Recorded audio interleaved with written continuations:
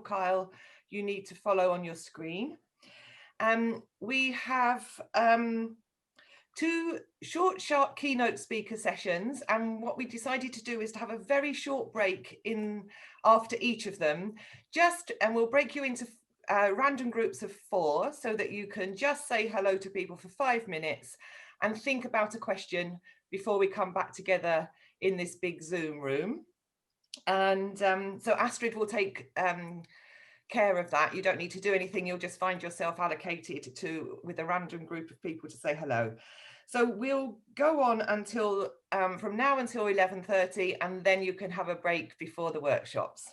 So without further ado, in case I need to introduce myself, my name's Gina Dowding, and I'm currently the coordinator of the Northwest Regional Green Party. And I've been in that role since January. And I'm absolutely delighted this morning to have with us 2 of my former colleagues who I had the privilege of being in the Green Group with in the European Parliament, and I'll come on to them. But we felt before we focused on Northwest issues and looking forward next year to the local elections, it would be really good just to focus on a broader issue. And I was so impressed when I went to a conference on Zoom presented by Jonathan Essex and Saskia Bricmont, and I invited them to join us this morning to share with all of us this most important issue about dealing with trade in a climate emergency. So we haven't given them long on our programme, but I'm sure you'll be incredibly impressed with what they have to say. So without further ado, I'm going to hand over to Councillor Jonathan Essex, Councillor in Surrey, and he's going to share his own presentation with you and explain something about the report that Greenhouse, the Green think tank, has recently launched. Jonathan, are you there? Yes, I'm here, and I'm just going to share my screen if that's okay, and welcome to you all this morning. Thank you, Jonathan.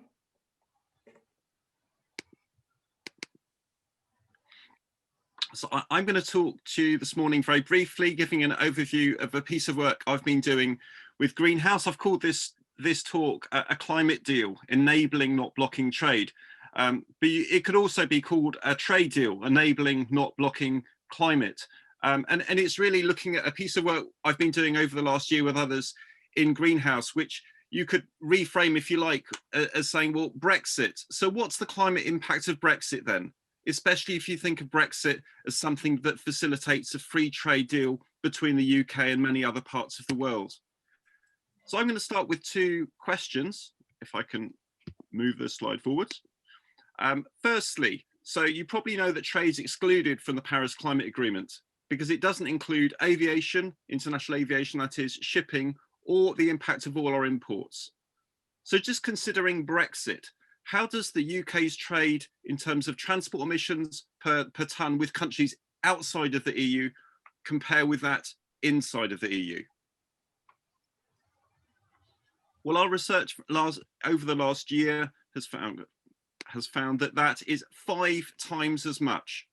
So Brexit will increase carbon emissions if we trade more, obviously, with countries further away, which most likely means that is shipping and aviation. Secondly, so you probably know that the emissions in the UK have gone down since 1990, although that, including imports, which makes the total almost twice as big, has reduced less. Transport emissions, though, went up 11% in this period. So while all the emissions were going down, transport was going up. But then I looked at transport in more detail, and every single form of transport went down, except for 2 different sorts of transport in the UK. Can you think what they might be? Well, no surprises here in terms of one, which is aviation. But I thought the other one would be cars. Well, no, it's not. It's road freight. It's lorries and aviation which are going up while all else is going down. And I think that very much points a finger on things like trade and goods moving around that's causing the problem more than us. So we've done this piece of work. We've looked to produce a toolkit to look at what's blocking the shift from business as usual and what would enable a shift to a zero carbon future. So blockers, we're just thinking of, big system change things that we need to do to shift us away. So it could be, for example, building another nuclear power station could be a blocker. Enabler could be a subsidy or a tax that enables us to get on with doing what we need to do. So we looked at how we need to transform business as usual in this regard. And then we looked at what our government must do. And there's more details of this in the report, and apologies for the random order of these appearing on the slide. But it gives you a picture of the sorts of things we think we need to do at a systems level if we want to deal with and create a climate emergency economy for the whole of the UK, rather than just pass climate emergency motions at our local councils like we've done here. So we started by looking at the customs movements for the UK for 2019. And in that time, we found that just for the goods, forgetting packaging, we couldn't work out what how heavy the packaging was, but just look at the goods. 21 million tonnes of shipping emissions for the UK, 11 million tonnes of air freight, and a load more in terms of road and rails. The 36 million tonnes, that's 10% more than the total emissions claimed by the government in terms of what occurs within the UK. And this is all international road and rail, not the road and rail within the UK. Some examples of what that means in reality. Did you know that our biggest emitter in terms of a single product last year was salmon? We air freighted out nearly most of the 125,000 tonnes that we exported.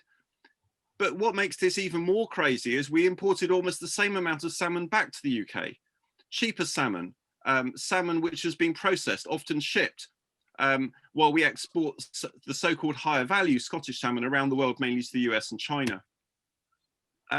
Roses, Valentine's Day, carbon impact 100,000 tonnes, because most of it comes from Africa. Some of it gets flown into a big market in Rotterdam, where it then gets reflown from Rotterdam to here. Our fruit, you think we could grow apples and pears in the UK. We have a history of cider, for example, and this is UK fruit. But the irony is a lot of the apples and pears we grow are imported. Now, why can't we have local orchards and actually grow at least what we can grow within our own climate here? But the shocker, which may not surprise many of you, is that 47% of the weight of UK's imports and exports were fossil fuels. And that alone made up 20% of our trade carbon impact. Fashion is a good example. It's been on the news recently with the COVID outbreak in Leicester, in the fashion houses here. 6% of fashion in the UK is air freighted, but that proportion of our fashion consumption accounts for 79% of the trade carbon footprint of fashion. It's huge. So the question I'm really posing here is if we want to face up to climate reality, we need to focus locally. Yes, we need to transform our lives and our communities, but we can't continue to grow infrastructure, industry, and trade, because those are driving global inequality and global carbon emissions while we try to shift things locally. Now, hopefully I can just add a little image here. So I love this. This is from the global degrowth movement. And I think we need to think about these elephants in the room in different ways. So rather than the choice between growth or stagnation or recession, it's not about more or less. We need to transform things. We need to change both the nature and scale of how these things work. We need to do things differently. So we need to look at the infrastructure that locks in scale. HS2 is part of a trans-European transport network of big transport investment projects. Cities and infrastructure for growth is how we do that in our aid. And this is leading to increasing supply rather than managing down demand, which we need to do to deal with climate change. Trade, as I said, is increasing this because it's increasing the scale and the distance of how far we bring and how much stuff we bring in from around the world. Just think, our imports pretty much double the UK's declared carbon footprint by our government. So what we need to do is to look at how production, trade and infrastructure all lock in consumption. How do we reduce the scale move away from this idea of free trade, which increases the distance travelled, and also the speed. So fast fashion, this idea of just-in-time consumption, the idea of disposable culture, and the idea that we need to get things fast also makes our trade more carbon intensive. So we had three basic recommendations. Firstly, we should reduce the amount of stuff which we import from overseas. More of what we consume should be produced locally, like building materials, like apples and pears grown in orchards, and stop this ridiculous idea that we send one thing in one direction and then bring back the same thing in the other direction too. If we have smaller trade, we could have shorter trade distances. So we could have more things produced locally, more things regionally, more things within the UK, and we should retain our predominance in dealing with the EU for our international trade rather than going further afield. And finally, if we have less of it and it's shorter, the chances are we can ship most of those goods by decarbonised land-based freight, road and rail, rather than shipping and aviation, which it is not yet possible to decarbonise at a commercial level.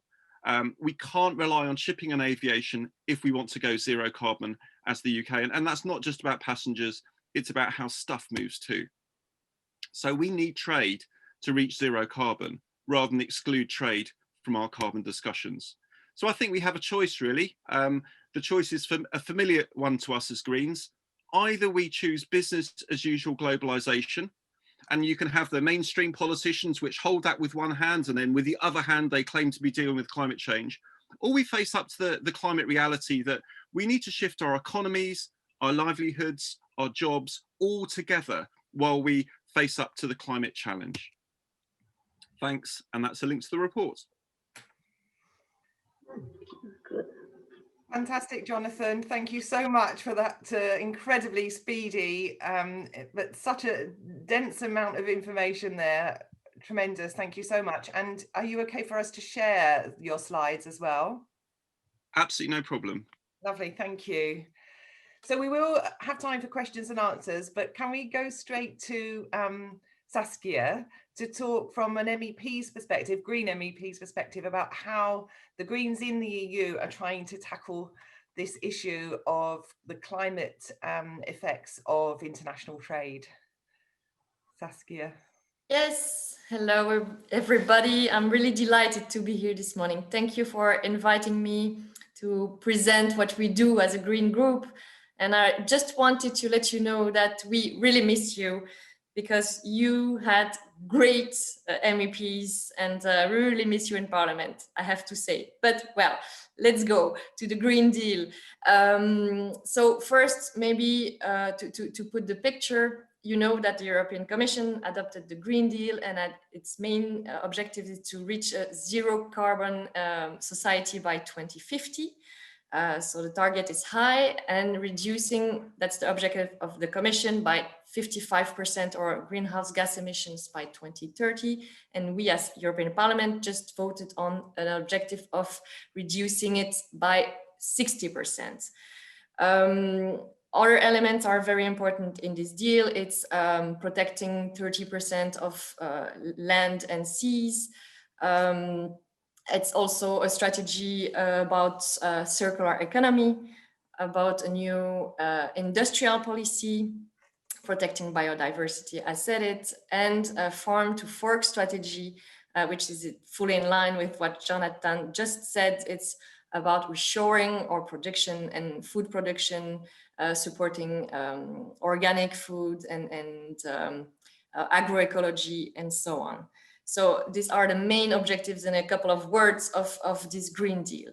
Do we have the right tools at the EU level to be coherent and to reach those objectives? Yes, but we still have two huge loopholes in the European policies. It's at the one side, the agricultural policy, so the CAP, Common Agricultural Policy, and on the other hand, the trade policy, which both are not compliant yet with the Green Deal. We just voted on the CAP at the European Parliament level, and I have to say we are very much disappointed as a Green group because it's still an old-fashioned CAP supporting mainly the agro industry which is focused on exportation, on exports. But on the trade side, what can we do and what are we trying to achieve? First, we are now in a very important process to review the trade policy at the EU level. It's the trade policy review. Public consultation is open until mid-November, and that has been launched by the Commission to define the trade policy for the 5 next years. So, which is of course a big issue for us.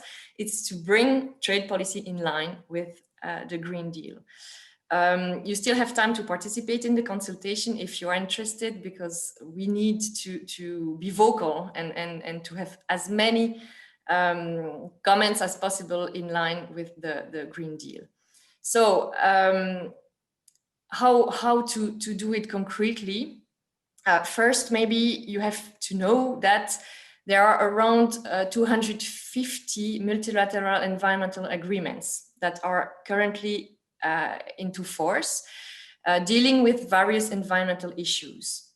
And around 20 of them contain provisions to control trade to prevent environmental damage.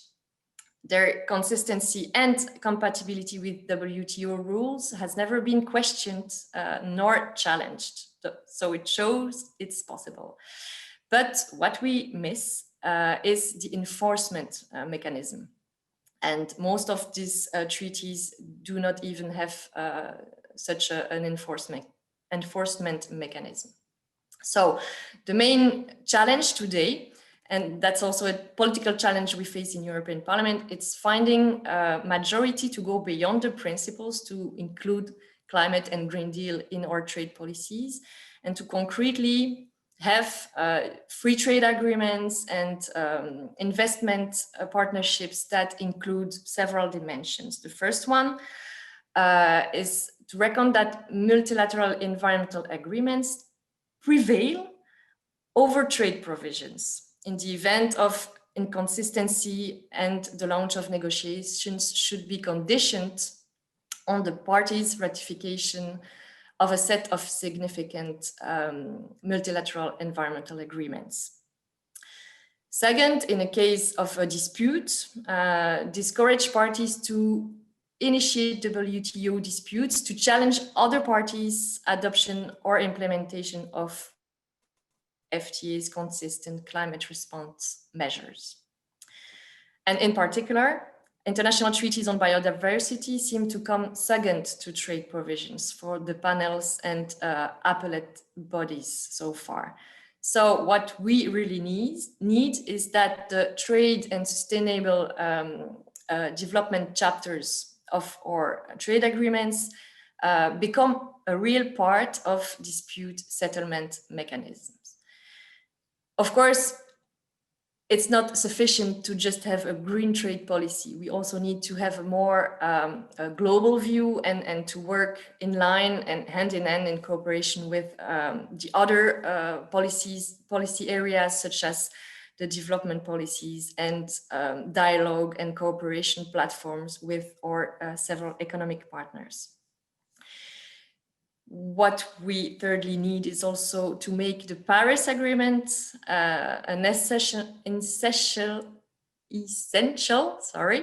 clause of the free trade agreements. And that's also the whole issue we have with the Mercosur agreement, for instance. So the agreement that has been negotiated between the European Union and the 4 Latin American countries. I will take one example.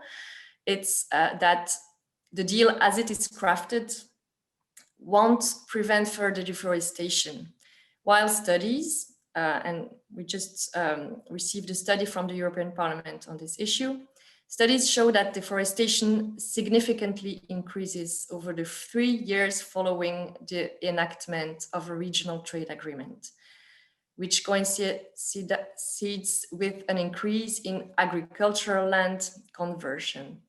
So we know that if the Mercosur agreement is implemented, it will even reinforce Bolsonaro's policy of deforestation. But doing this, putting the Green Deal at the center of a trade policy also needs to have a special focus on developing countries, because taking such measures will have consequences on developing countries. And so they should be compensated in case of adverse impacts of such a measure, and take into account the common but differentiated responsibility principle.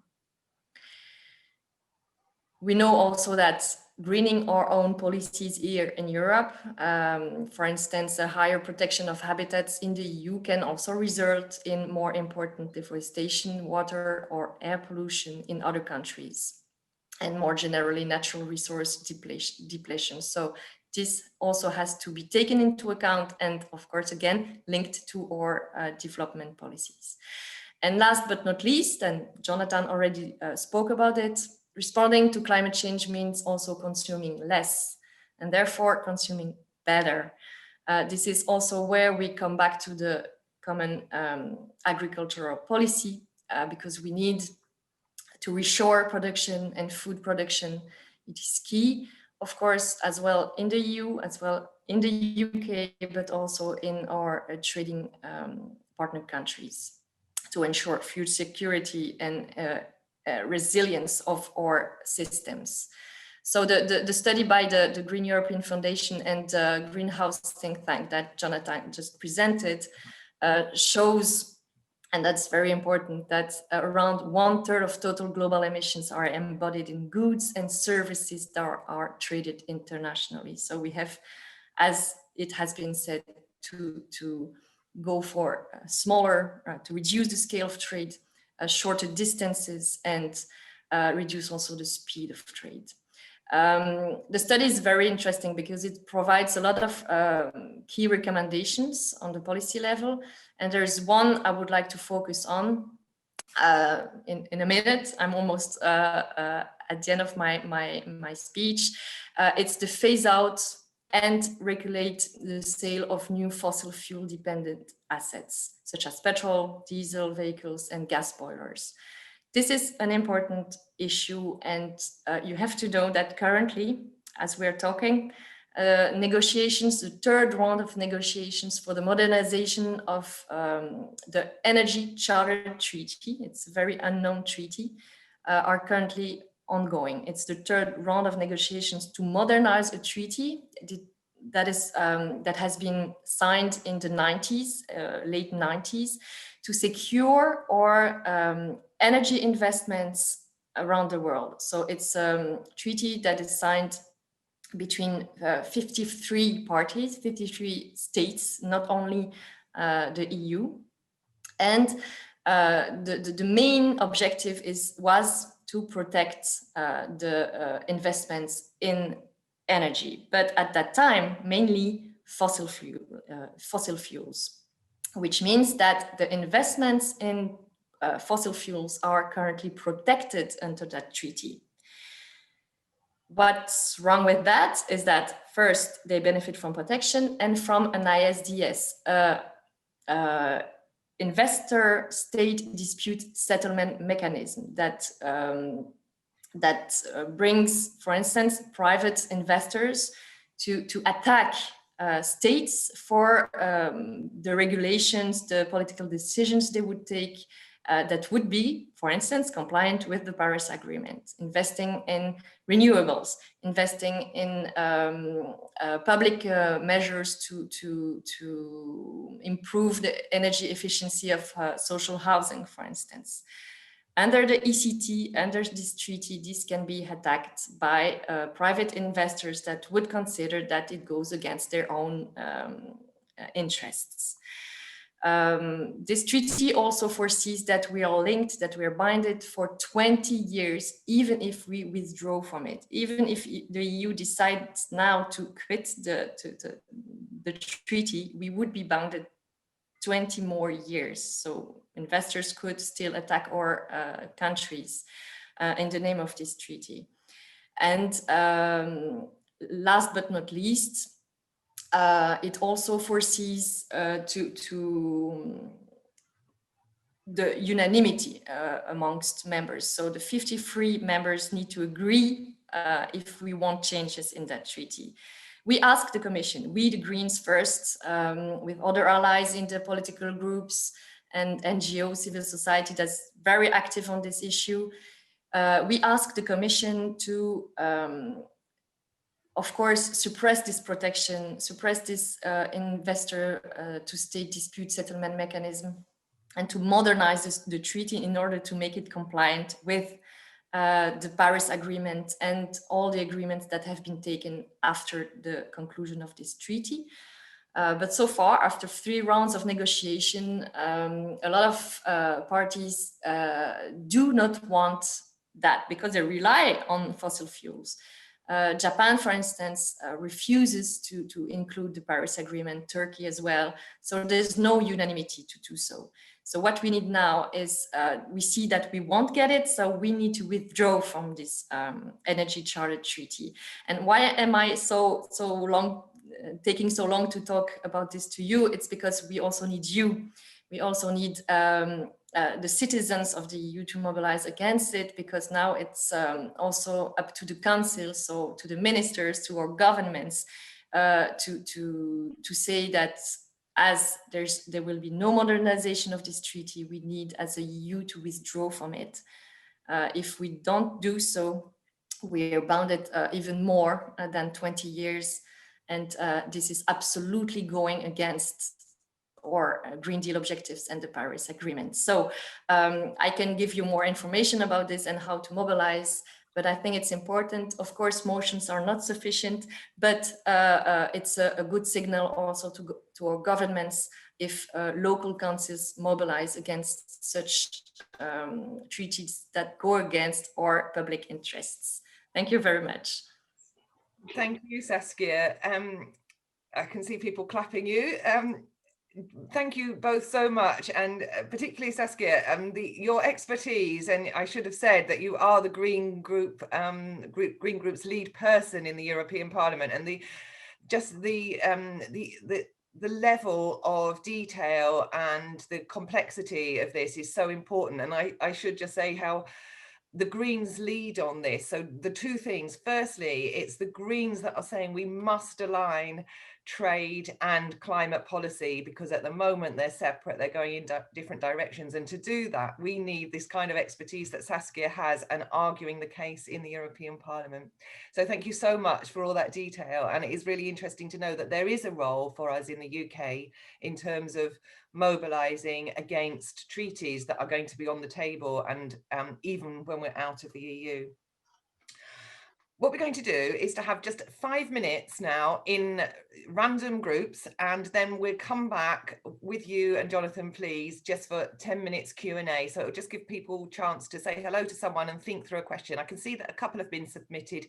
We won't get through many in 10 minutes, but you might want to be thinking about that. But you can't actually write your question whilst you're in your breakout group. So you'll have to do that when you come back. So do stay with us, everyone, and we will all disappear into groups of 4 for 5 minutes. That's right, isn't it, Astrid? Thank you. It's happening now.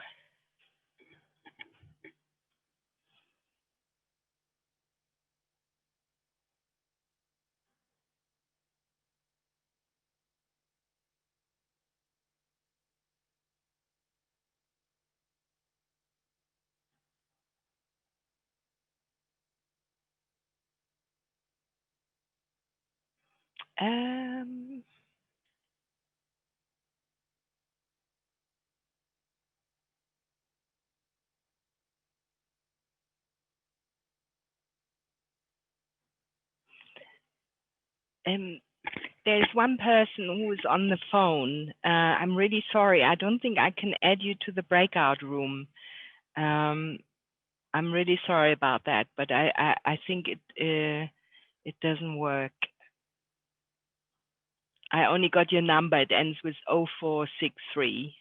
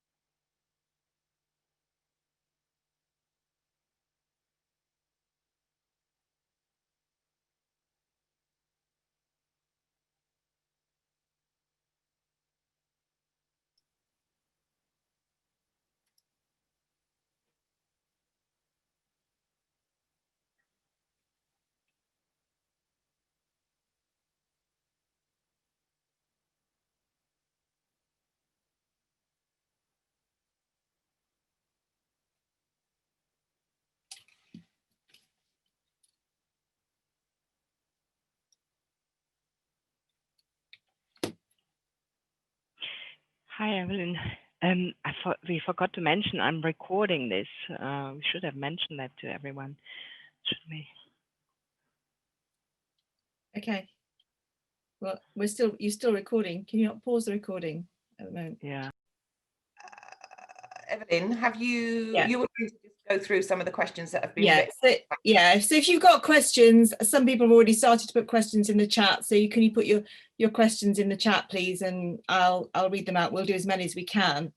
So the first one is from Walter Houston, and it's for Saskia, and it says, if 1/3 of global greenhouse gas emissions is embodied in goods and services traded internationally, how much of that is accounted for by their transport? Because you mentioned trading over shorter distances. I don't have the numbers here, so I can precisely answer the question, but I could check that, and Jonathan already mentioned it for the UK also. I The think impact of the. Yeah. I was going to say, maybe Jonathan's waving his hand. He might have some figures on that already. Right. So I could give you a rough figure. I would say it's typically 10 or 20% of goods. So some things like concrete, it's really high percentage because it's it's a big heavy thing. Whereas electronics, it's going to be much lower. So to give you some rough numbers, if the UK's trade transport internationally is 36 million tons, you've got to add on then UK freight, which is about 6% of UK emissions, and compare that with 360 or 400 million tons for imports. That's about 10% on average. If you take one example, fashion, for example, the best study I find on the fashion industry supporting the UK clothing is 64 million tons in total, of which 2 is transport. So, transport is a huge number, but the actual impact of producing clothing is vastly more than that. Thanks, Jonathan. Thank you. So the next question is from Lindsay McAteer, again for Saskia. The problem is so endemic, we need a cultural shift in terms of green trade. How do we make a start on this?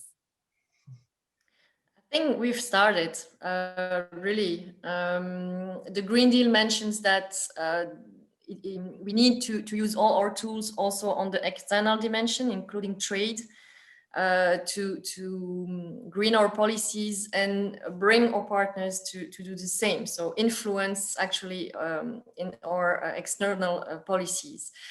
The thing is that the Green Deal is supposed to be transversal, applied to all policies, and all the DGs of the Commission should follow the line of the Green Deal and review their own policies in line with the climate objectives and reducing greenhouse gas emissions and so on. So transport should do so, energy sector should do so, trade sector should do so, and so on and so on.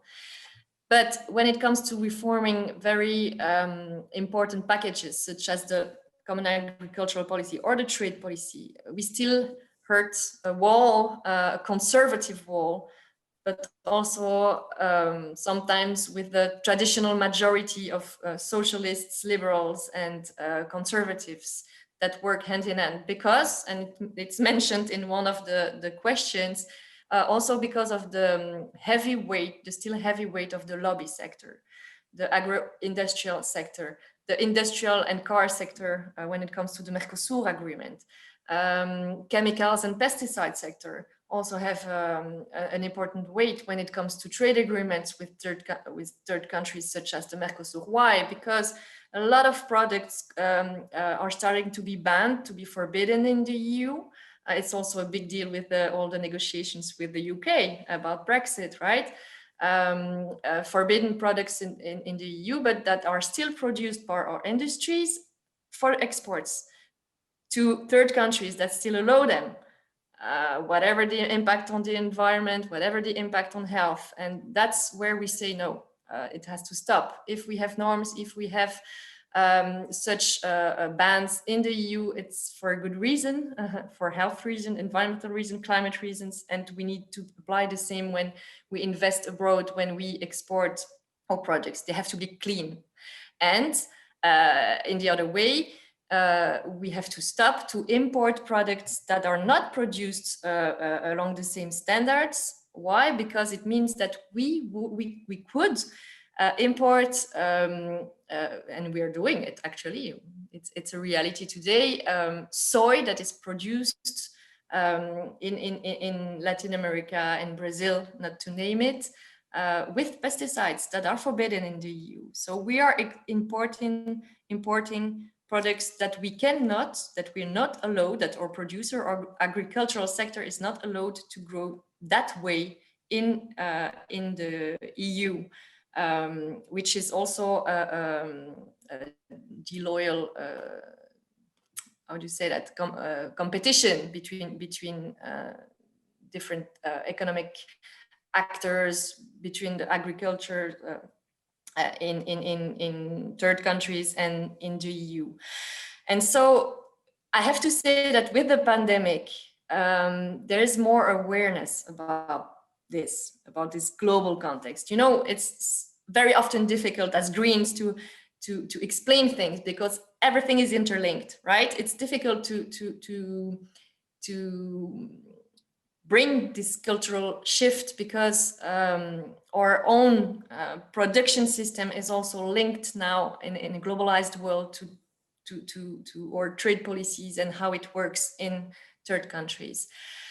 But this awareness is I think more important now than before, also because we realized that with the lockdowns, we are so dependent, so relying on the import of coming from the other side of the world. And as Jonathan mentioned it, what's the sense? And people also realize that by going to the local producers, local farms now, what's the sense in importing chicken or frozen chicken and exporting chicken to third countries when they can grow their chicken and we can also produce our own chickens. Chicken is one example. There are many examples, flowers and all kinds of products, food and non-food products.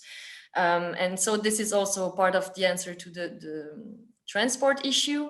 Yes, we could really lower, by rethinking our production system, we could really lower the impact of trade and of transports, and so reducing also our CO2 emissions by reshoring production. So the Commission is now talking about open strategic autonomy. We're still awaiting a good definition of this concept. They are changing the way they define things, saying, okay, we need to reshore certain productions, strategic productions, medicines, for example, and some food production. So it's already a start to something, but of course that the conservative approach and the protection of this liberal, neoliberal and globalized approach is still very, very important also in European Parliament. But what I was talking in the private room just a few minutes ago is that we also realized that there is a real impact of citizens' mobilization. When citizens mobilize, take the example of the TTIP or the CETA agreement with Canada, now the Mercosur, when there is a mobilization of NGOs and citizens, it makes a difference. Politicians have to listen and open their ears. And I think there is a movement on the ground from the citizens to go back to better local food, to promote local economy, to promote the Green Deal actually on a daily basis. And this has a huge impact. The Youth for Climate also had an impact. And we see that what we've been fighting for the 40 last years, and me for the last year in Parliament, has an impact on policies. There's still a long way to go though, and we're still working on it, but I wouldn't say that our impact is not there. Thank you, Saskia, for that really comprehensive response. Have we got time for more questions, Gina? We've got time if it's a short question and a short answer. Okay, well, I'm sorry we can't take everybody's, but I'm just going to pick one, which is what we can actually do, what very specific practical things say perhaps 3 things can we do now to help raise these issues? Sorry, that's from Margaret Westbrook. Hi, Margaret. Thank you for your question. I think it's important to work as Greens hand in hand with NGOs. When an NGO call for action, also enter into the campaign and have your own campaign or work together, depending on how you used to. But I think it's important to build alliances, because the lobbies are very strong, and so we need also to be strong on our side. And the more we are, the stronger we are. So on Mercosur, for instance, pick one issue that talks to people in the UK. Is it deforestation? Is it the impact on UK agriculture? Is it something else? That could be a tool that you could use to talk to people, starting from their own concerns. ECT, but maybe with Brexit you're less concerned also. It makes a difference, of course. With the ECT, the Energy Charter Treaty, I think there you have an important tool. I heard Johnson, I know it's Johnson, right? But I heard him and I saw in the press that he's now releasing objectives on biodiversity, on climate, and so on. Taking HOMO, how do you say that in English? Saying, okay, you want to realize those objectives, then the UK has to withdraw from the ECT now, because it's contrary to your objectives. And that could be a concrete campaign that you could lead now in the UK to say, okay, Johnson, do it if you really want to reach these objectives. Shall we go? Thank you, Saskia. I think that leads nicely on to maybe Jonathan answering that question in terms of, like, as UK citizens right now, and I think all of us, or very few of us, were aware of the importance of the Energy Charter Treaty until today. So that's one thing that we've already going away with. But Jonathan, what would you add to that as a really... So my pitch would be 3 things, very much building on what Saskia said. Firstly, I think it's about building awareness and really talking up these issues as being important. Secondly, I think we need to build consumption emissions into our climate emergency planning from the local level right up to government. And thirdly, it's about campaigning. And I think we've got a unique opportunity here in the UK to campaign and raise awareness of the trade climate links in the run up to us hosting COP next year. In terms of awareness, I would just stress one thing: the links between the Foreign and Commonwealth Office and DFID, our aid, and the merger of the two together. Because what's happened is we've now got a prosperity fund that will spend over £1 billion, not on the poorest countries like we used to, but on middle income countries like Brazil, which was mentioned, to facilitate and soften up us for bilateral UK middle income trade deals. And that's been linked to the Foreign and Commonwealth Office, which is clearly negotiating those trade deals. There's a whole stitch up in terms of how aid money is being spent and what the UK is doing around the world now. So in parallel to negotiating with the EU, we know we're at the 5th round of negotiations with the US, but also with countries like Colombia and Brazil and Mexico. That's what's going on. So we need to be aware of that. So organizations like Global Justice Now, a campaign group, it's really worth signing up to them, finding out what's going on. They've done an excellent free download called Trade Secrets, which is an expose of what's going on behind the scenes in terms of the UK-US trade deal. And I think we should really use COP26, though, to make sure that the climate vision which we host and set on the global stage, is a real one. This last week, the UK has published the growing gap between our national climate budget and the climate reality. That's bigger than it was reported a year ago. So we're going up to COP, hosting it, and actually we're increasingly failing to meet our own national targets. We're moving further and further away. We need to hold the government to account and basically set the stage. If you like, why don't we Greens act as if we're the ones who are hosting COP, rather than let it be Boris Johnson and his government claim that they're hosting it? Brilliant. I just want to say thank you both so much for joining us this morning. And please, Saskia, go back to the European Parliament knowing that we are so hugely grateful and we have a lot of faith and confidence in the work that the Greens are doing on our behalf, and we're behind you every step of the way, even though we're not right with you, sitting side by side with you. And it's been really important and really informative, just in this snippet of a session this morning. So we will, just to confirm, send around the links that you've put in the chat box so that we can follow up issues around the charter, the consultation, sorry, the charter treaty, the consultation, and also the links to Jonathan's report. And I think to some extent we're a year out now from COP26, aren't we? So this, maybe from now on, this is what we need to be focusing on as Greens. What are we going to do, apart from within our local elections, to really hammer home the importance of trade emissions in the whole climate talk? So thank you so much for joining us. And sorry it was so short, but round of applause from everyone. Thank you both. Thank you. Thank you very much for inviting us, and we stay in touch. Whatever happens, we are a big family, also through the EGP, the European Green Party, and I can send you the letter we communicated to the EGP on the Energy Charter, so you have it and you can mobilize. Thank you. Thanks so much. Feel free to stay, but I know you're both busy people, so obviously you might want to get on in your important work, but we'll move on. Thank you and goodbye for now. Phew, thanks everyone. So I'm Jonathan Bartley has joined us now, so he's here. Perfect timing.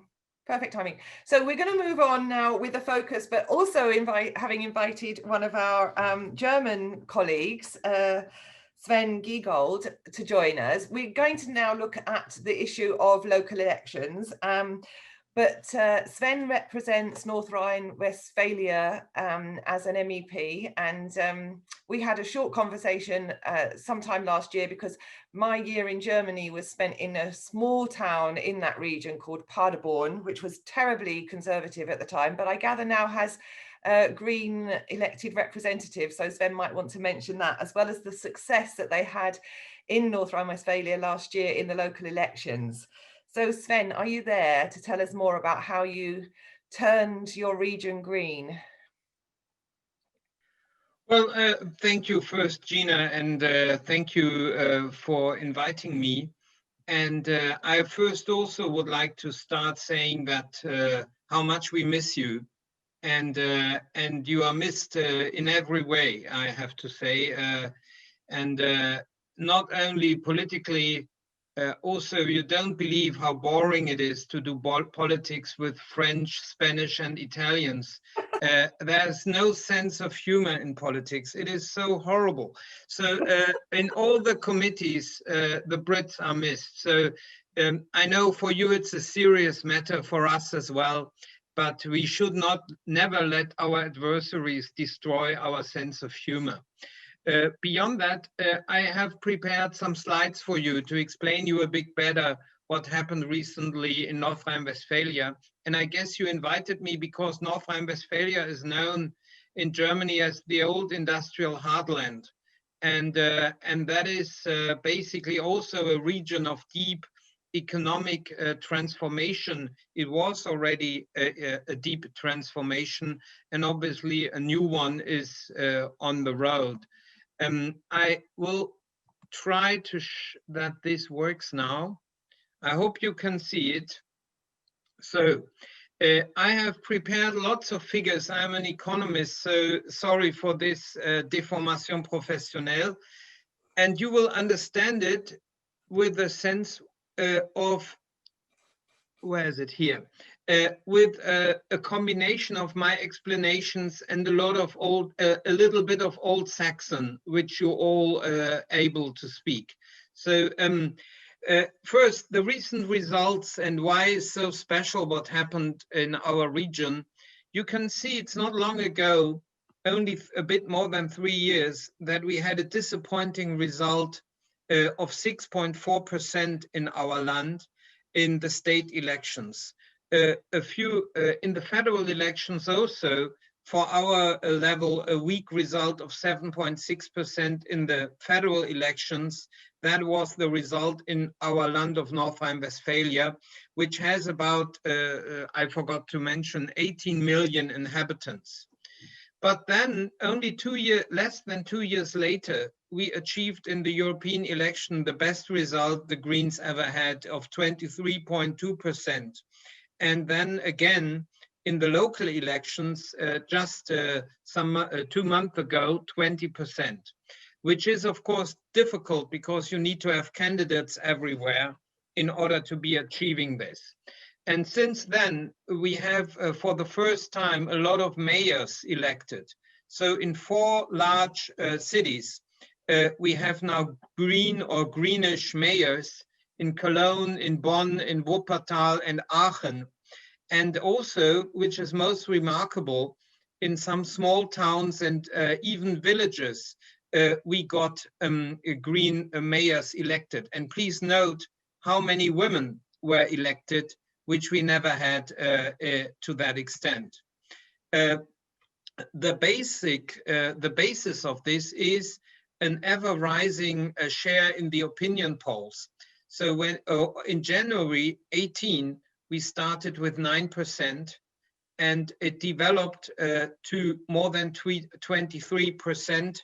And all this came with a change of leadership on the federal level. We have 2 great leaders, Robert Habeck and Annalena Baerbock, who together have led the Greens to a new level of support. And secondly, of course, the ever-growing importance of the climate change developments and issue in the public opinion. But what is most remarkably, that even with the corona crisis, when public attention shifted away from climate towards corona, the support did not decline a lot. And basically, we got these strong results despite having corona as a top issue. You can see here how the top issues in public opinion changed from May 19 to today.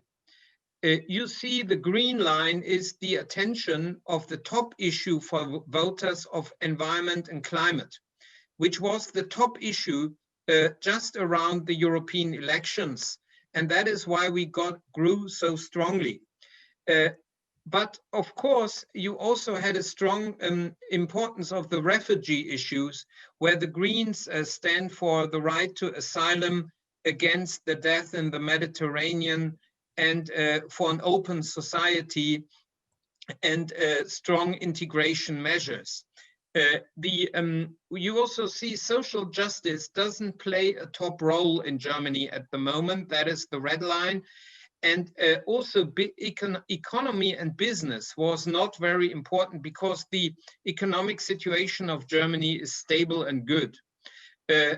While this has grown with the corona crisis, you can see economic concerns have grown. Of course, now the top #1 issue is the coronavirus.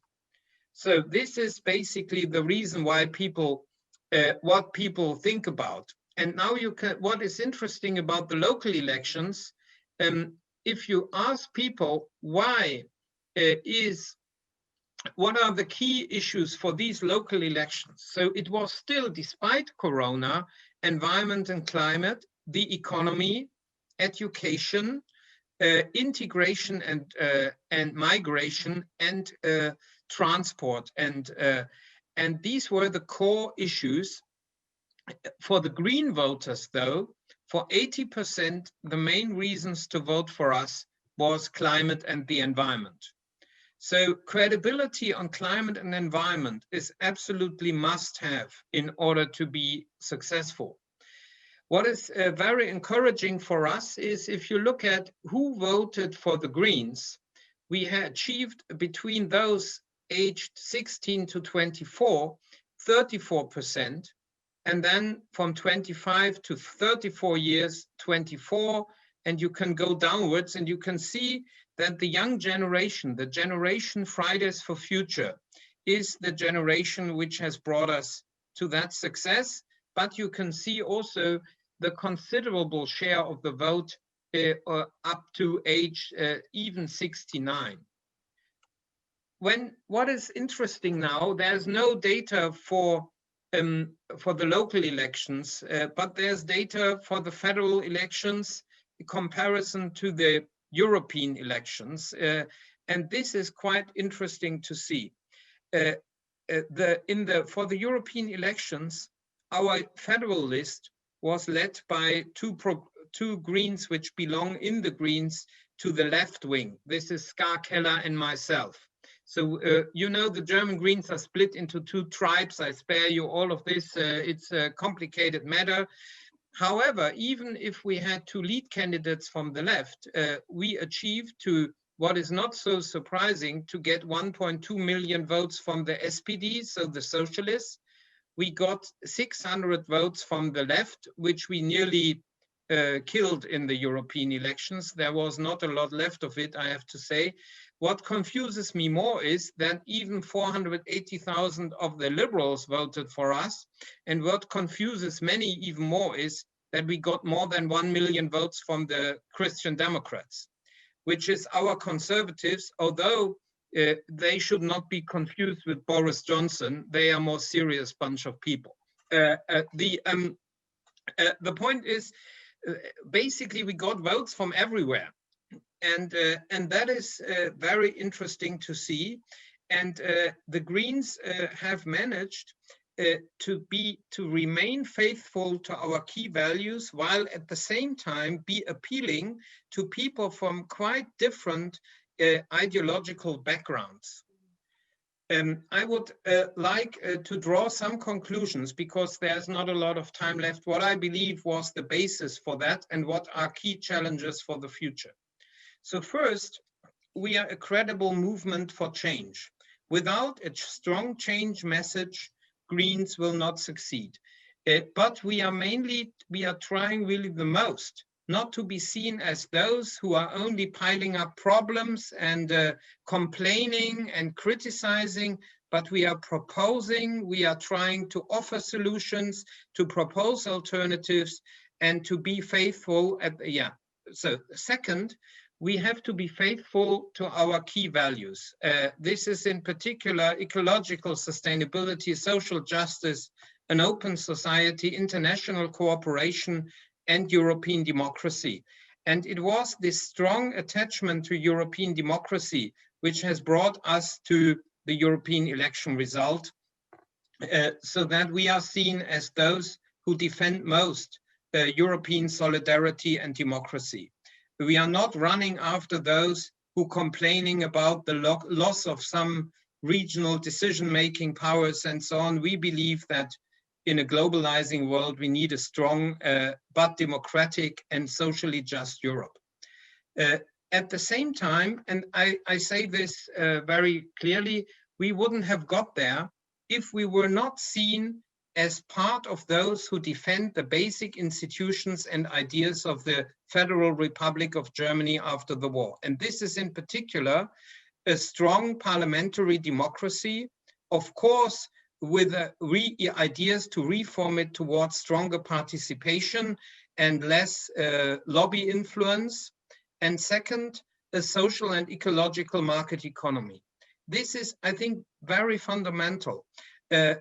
We are seen not as adversaries of the current institutional setup. We are seen as those inside of the institutional setup who will change it for the better. That is, however, there remain important weaknesses. First, when you ask citizens, do you trust the Greens to build a strong economy while transforming it in a green and social way? Many people will say no. They will say they trust us on the green side.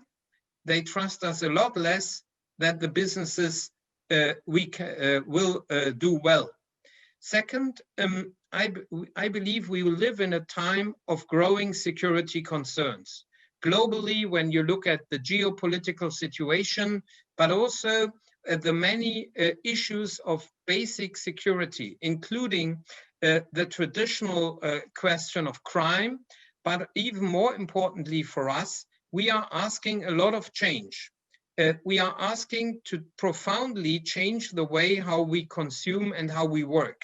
If we ask so much of change, there have to be also messages of stability and security. And there we are a lot worse.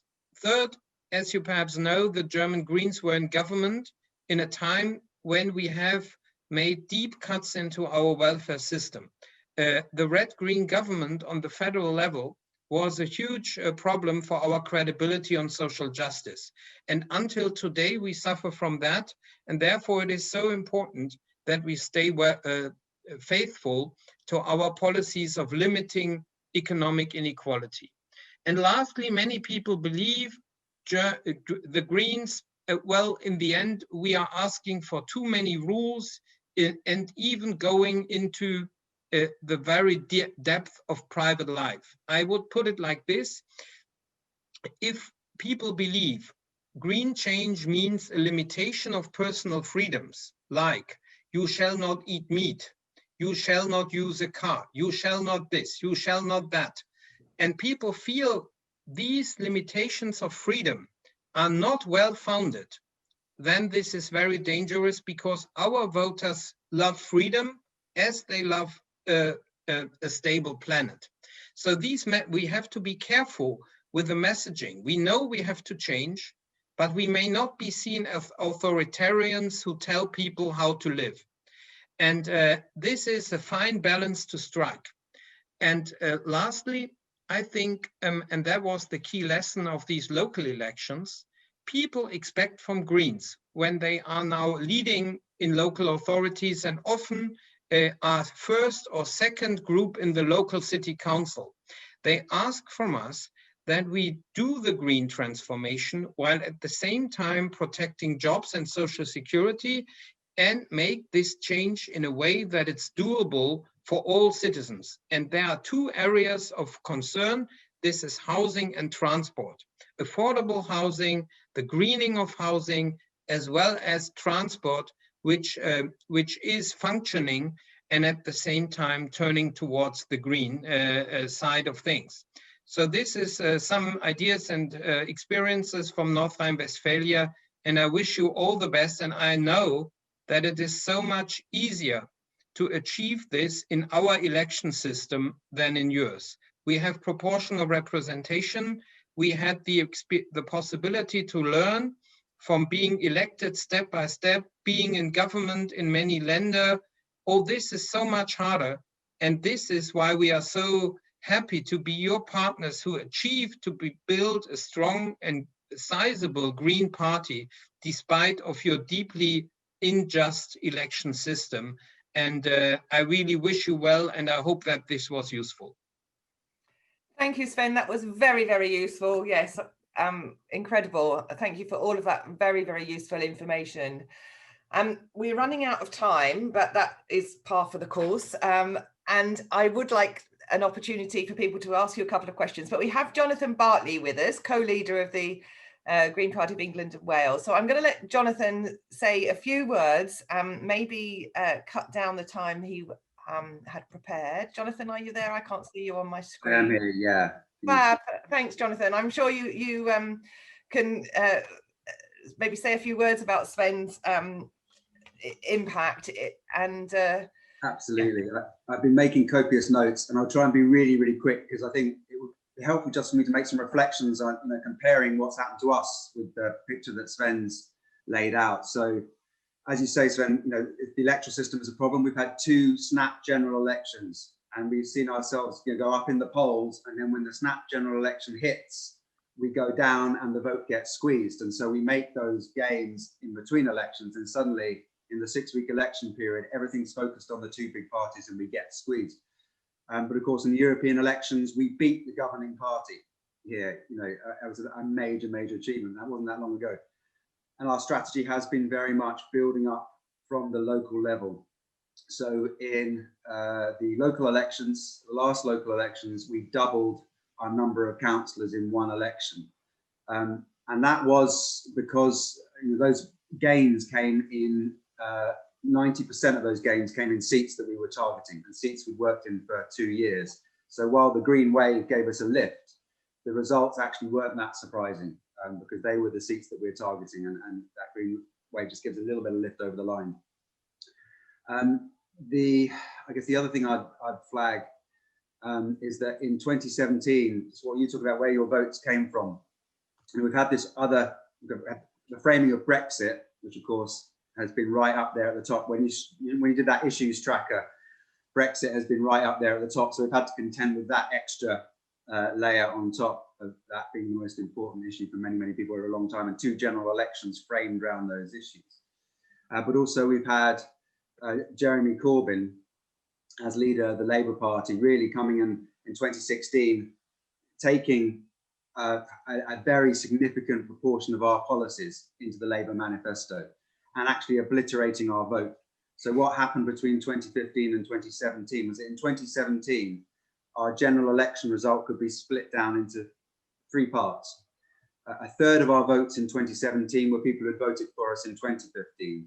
A third of the votes were people who voted Labour or Lib Dem in 2015. And very interestingly, what you'd said about the Christian Democrats, a third of our votes in 2017 came from Conservative voters in 2015. But that left us without a base, without a core. And we've recovered a lot of that core in 2019. And as you say, we're seeing a very significant growth, and it's coming from that demographic, the 18 to 34s, and a lot of them who were previously voting Labour, voting for Corbyn.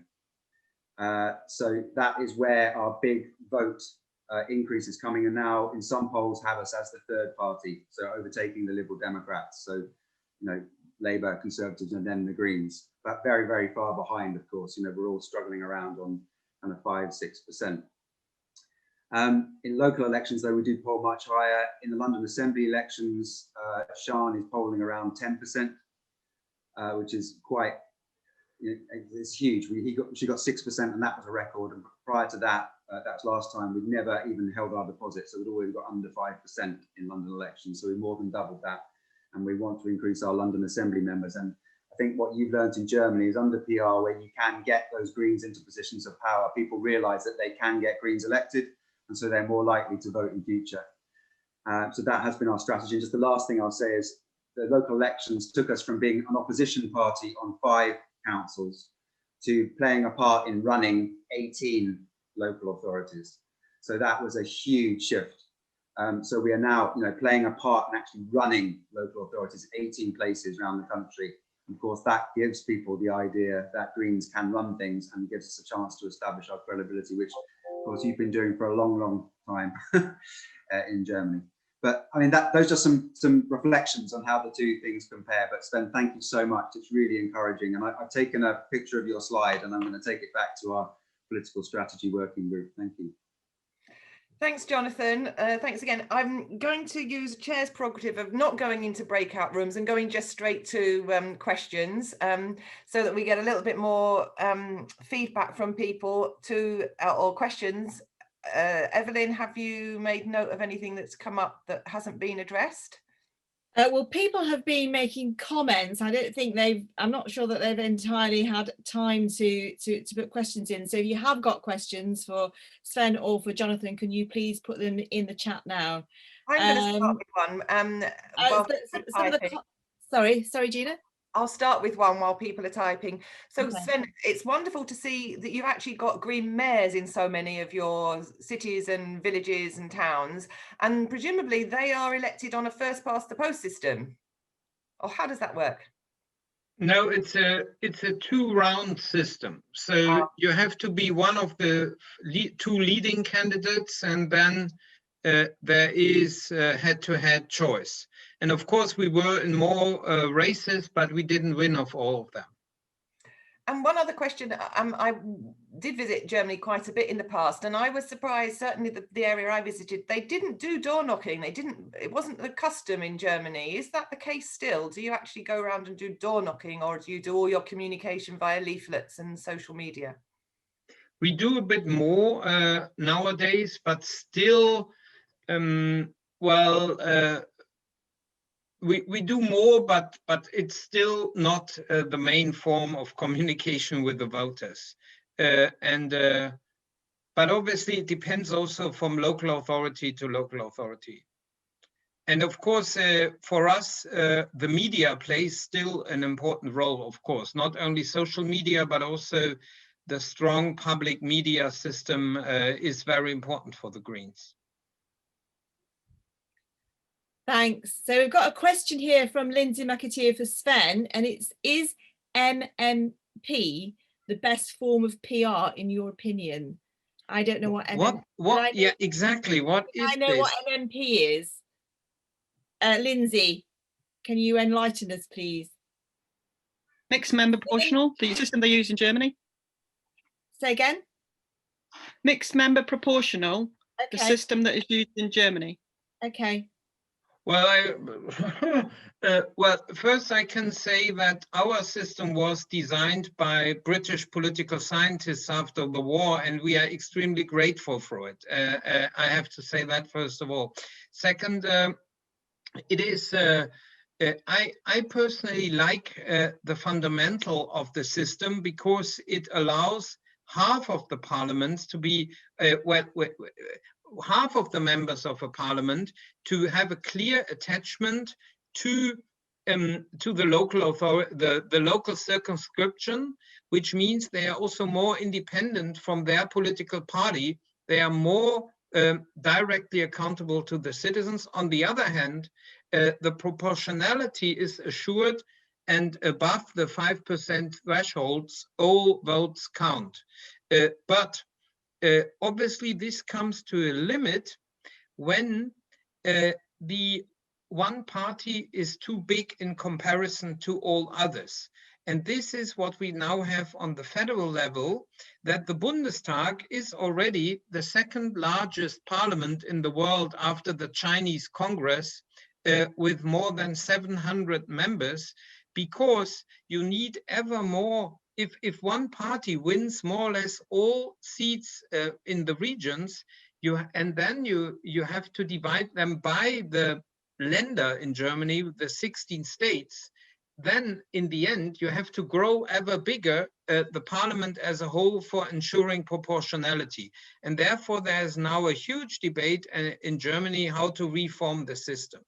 But I must say, no one in Germany really cares much about election systems.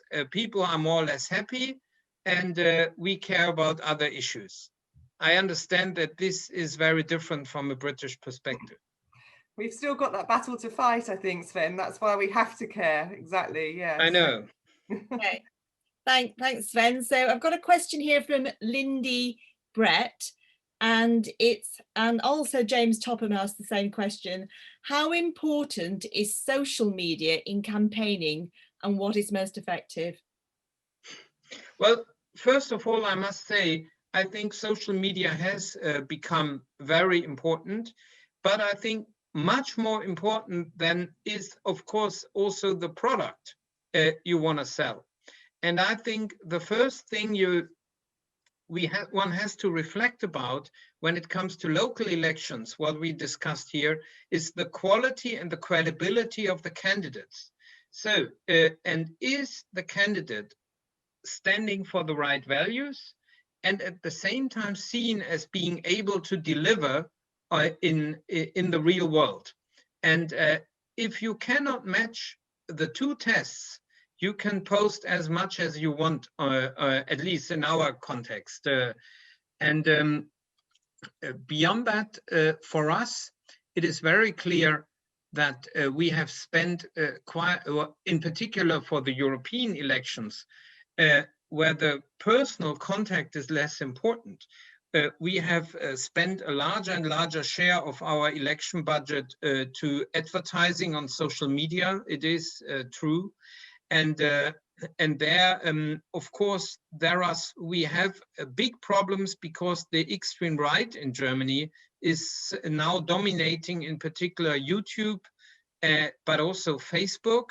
They are much less dominating on Twitter and on Instagram, but we are using basically the instruments which are at hand in these different networks.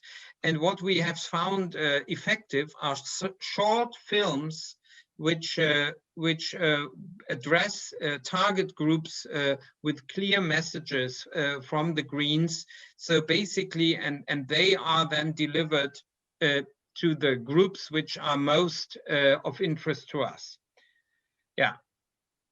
Can I just add something there, Gina? Because just interestingly, we haven't, because social media hasn't been able to be targeted in the same way, and we've been pursuing target to win, we haven't really employed it that much. But now you can get down to constituency level quite effectively. And we did that in Dulwich and West Norwood because we didn't have a ground campaign. It wasn't a target, but in the general election, we did a lot of Facebook ads targeted in Dulwich and West Norwood. And that's where we got, despite next to no ground campaign whatsoever, we got the biggest green swing in the country, you know, more than our target seats, getting up to coming second. So we got a bigger swing there than we did in Bristol West, which was our target seat, I think because we used social media targeted ads. So I think it's something to hang on to for the future. Oh, well, telephone canvassing, I can add immediately.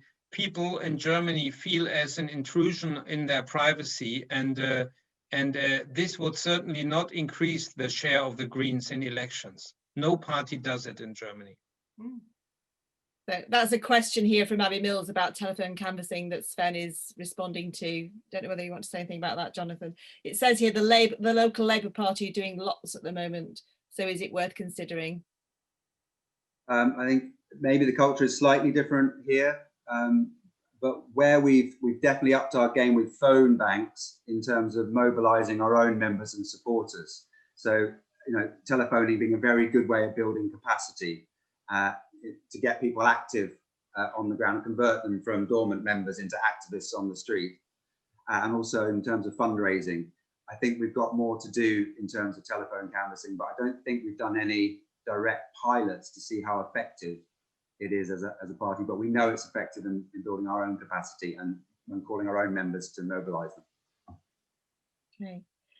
There was a question from Rich McCarthy, and it says, are voters in Britain voting Conservative and not Green because they are worried about jobs and haven't yet realised that Conservatives just reduce the income of the poor and make their jobs less secure? That could be one of the reasons. I mean, you know, people who vote Conservative aren't our natural base, they aren't our natural target voter. And you know, the biggest conversions for us are going to come in that 18 to 34 age group, and you know, not naturally Conservative. You know, the demographics are kind of reversed. The older you are, the more likely you are to vote Conservative, of course. And also, they're going to come from more the kind of left of centre pool. So I think as any strategy to target Conservative voters on a national level, of course, you might want to do something different in local elections where you're putting out squeeze messages. And in other more locally based campaigns, of course, but as a national strategy, probably targeting Conservative voters is not the way we want to go. So I'm not sure what the compelling messages would be to switch them. Well, I would say that it is very understandable by citizens that they want to know an answer to, can I afford the green change? And I think it is very important to be credible on the economy. And in order to stabilize our high results and even build on it, we must be seen by the economy not as an adversary, but as those who secure the profitable business models of the future and therefore also job stability. I think the right response from a green German perspective to the economy is not to diminish yourself to a distributional left, but also an investing left. So this means a party which tells which lays the right frameworks and supporting structures for the future economy and future competitiveness. And what has changed a lot is that in the past, in business, we had mainly adversaries. So it was natural that we were in opposition. But now in business, you have a lot, in Germany at least, you have a lot of business leaders and trade unionists in business who know that they will be competed out by Chinese and others if we are not the first movers, in particular in greening the industry. So you can see, for instance, the foundation 2 degrees of German industries, where some of the biggest and even some of the most polluting companies have joined forces and supporting a lot of our agenda. And I put it a bit more even strongly. We are competing now with the conservatives, who has the best economic policy. So we are trying to say they have an old economic policy strategy, and we have the modern and green and digital economic policy strategy. And of course, we also talk about insecurity and low wages and discrimination in the labor market and so on. But we do not leave the issue of who builds a stable and strong, I use this word for you, a stable and strong economy for the future. We do not leave this to the other parties. This is also our job. Thank you, Sven. I think that's a brilliant note to end on, actually. Not just strong and stable, but, you know, we are the ones that have the policies to attract the whole gamut of voters out there who are currently seriously considering where their home should be in the light of the climate crisis. Just to say thank you so much for joining us. Sorry to squeeze your time, Jonathan. You're always welcome in the Northwest, virtually or otherwise. But on behalf of us all, just to say we really have appreciated you joining us and all that information this morning. So good luck, and we'll see you again soon. All the best. Thank you very much. Thanks, Sen. Thanks, Jonathan. So I'm just going to remind people what happens next, so that you have a breather. We were due to start our workshops at 11:40. I'm going to say we'll start at 11:45, just so that people can go and make a cup of tea or whatever they need to do. And there's a choice of 4 workshops for the next session for an hour. Unfortunately, Claire Hales can't be with us this morning, so we've had to cancel workshop 2. Just to remind people that workshop 1 will stay in this Zoom meeting. So if you're wanting to join the session chaired by Green Councillor Caroline Jackson in Lancaster, and that has input from the our councillors in Lancaster, Burnley and Knowsley, you stay in this Zoom meeting, so you don't have to do anything complicated. But for the other 3 workshops, you need to go back to your email list and find the Zoom meeting to join. So we have a meeting on anti-racism work for the Greens with Rakesh Prashara and AC Baker. We've got the workshop with on fighting for a better education with Emily Heath and Kelsey Trevitt. And then there's a sort of specialist workshop for anybody amongst us who's brave enough and to be tackling the Action Network system. For those of us who are not tackling it, we are hugely grateful to you for doing it. And Astrid has set up a session with Andy Moore to get to know some of the technical details and advice on dealing with some of the problems.